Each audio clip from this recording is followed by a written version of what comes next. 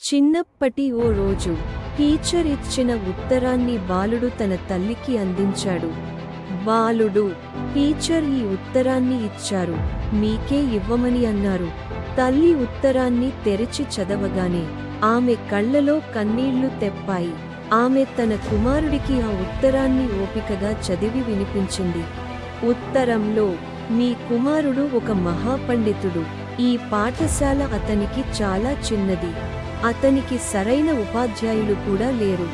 దయచేసి మీరు స్వయంగా అతనికి బోధించండి.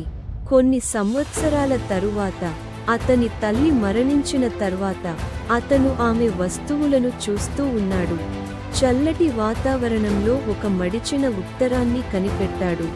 తెరిచి చదివినప్పుడు అందులో ఇలా వ్రాయబడి ఉంది: మీ కుమారుడు మానసికంగా వెనుకబడినవాడు.